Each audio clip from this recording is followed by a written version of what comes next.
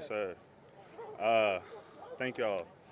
You know, first first game back for me, but before any of that, I want to talk about Marshawn Kneeland, number 94, a brother, a teammate, and a great human, man. Over the past couple days, week, I've myself, and not speaking but for my teammates, but I'm pretty sure some of them too, been in and out of sadness. When you lose anybody in your family, but when you lose a brother so close to you like Marshawn, who lights just brighten up the room. Uh, Even now knowing the darkness he was going through, yet he still was able to come up here and be the light for so many other people. And for him, just being there for me. He was one of the guys that I seen almost every day when I came in after my surgery because he would be here in the building. So, being able to laugh with him, get that giggle, get that chuckle from him, it was something that you look forward to every day. And I think my teammates and Coach Shotty couldn't have said it better when he said, this is something that we will never move on from. This is something that we won't just wake up tomorrow and then everything gonna be okay. We just gonna all of a sudden understand, God's plan. It's not, but it is one of those things where we got to pick it up and we got to move forward and we got to, keep Marshawn's legacy alive. And that was smiling every day, enjoying the grit and the hard work that comes with this. And that's playing with the passion when we get out there with our brothers. And most importantly, that's doing it the Marshawn Kneeland way. And that's, like I said, having fun while doing it. So it's been hard. It's playing Monday is not gonna make it easier. Playing the following, Sunday and Thursday, not gonna make it easier. So I really just, as for y'all mercy on me, my teammates, the coaches, for the continued prayers, because as much as we run around and push forward and laugh and smile, that hole is still there. That hole is still there. And but we all know Marshawn, he was a winner. He wanted to win, no matter how. I say he was the light all the time, but when it came to playing football, that's that anger that came out. That was that guy that I want to be playing by him when it's all said and done, when it's fourth quarter, balls to the wall, fourth and inches, who you want beside you?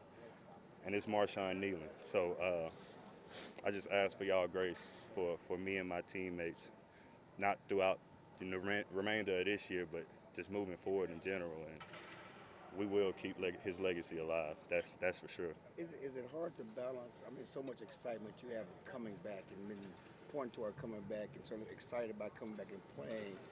It's hard to balance your excitement with the grief of Marshawn, and you want to be excited, ready to play, but you still have to deal with that. So I don't know how you balance that. I wouldn't say it's a balance. Mm-hmm. I would say, like, when that time and that grief creeps upon you, you deal with it. Mm-hmm. Whether that's during practice, before the game, or during the game. Mm-hmm. I feel like the excitement, playing football is one thing. That's a game. I love it. I'm gonna play with the passion just because that's what I do. Right.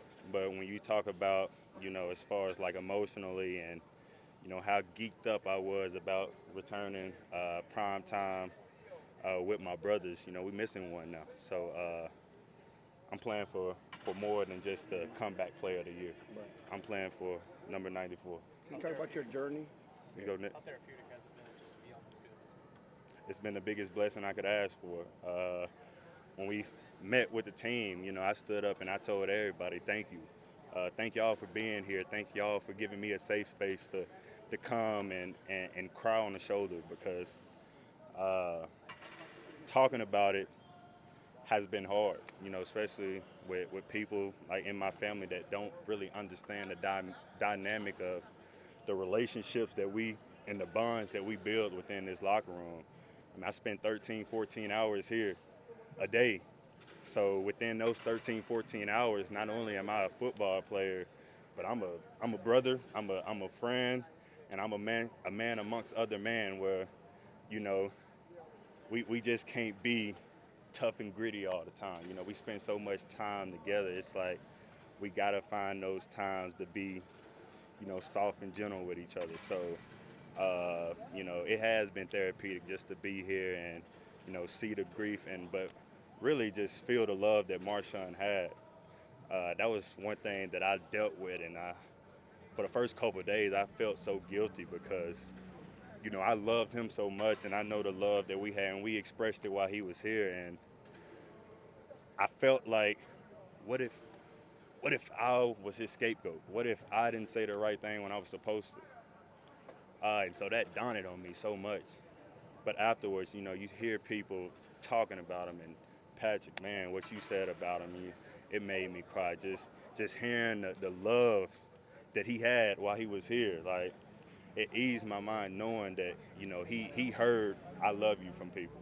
So, being one of the guys that said it and being around some other guys that said it to him, we all just holding on together and pushing forward. And talking a lot to the other teammates, to your teammates, about honoring Marshawn through your play, effective this coming Monday. You know your journey. Everybody knows your journey. It's always going to be a tragedy, no matter how it happens. But how positive does it feel for you to be able to go on that field on Monday and be able to contribute to honoring him with your play alongside your teammates? I don't take it lightly. I don't take it lightly at all. And, this is one of the best ways we can honor him by, continuing his dream, continuing his legacy and what he wanted that to be. And that was to, play hard, 60 minutes straight, win ball games, and smile while doing it. So, having that internal motivation, but, knowing my teammates, knowing like, look, this is a guy that we counted on big time. So we got to do our job to fill those footsteps, fill those cleats. And that's by running, hitting hard, scoring touchdowns, making plays like Marshawn Kneeland. And I don't take that lightly. So that's exactly what I'm going to do Monday with the plays I get. How are you going to manage your nerves on Monday? I mean, you have to wait all day to finally run under that tunnel again for the first time in about a year or so. Look, it's actually crazy because over the course of this season, like, I figured out that I have performance anxiety before games. Like, so, but during that time, I told our psychiatrist, like, I feel like that's my moment to power up. I feel like I'm a transformer when I just start shaking. I feel like that's the superhero coming out of me. So I know it's going to be a lot of mixed emotions just by, being happy to be out there, knowing that, we walking out with one less soldier, but also knowing that, look, you waited 365 for this moment again. Be blessed. Don't take it lightly. Have fun while you're doing it. Shotty talked about a pitch count. It's got to be the last one, guys. Have they talked to you about a pitch count and it kind of ramping you up, not necessarily giving you 60 plays, starting out? We talked about it, and, that's what you want to do coming off of any injury, I feel like, especially for a guy that ain't played in 300 and some days, just ramping them up and getting to it. But we already know, man, it's winning football time. So when the time comes, when the situation comes, if I'm at that play count or that limit, like, we already done made the conversation where, look, it's the play that needs to be made. I got to be on the field. Okay. Thank you, man. Thank y'all.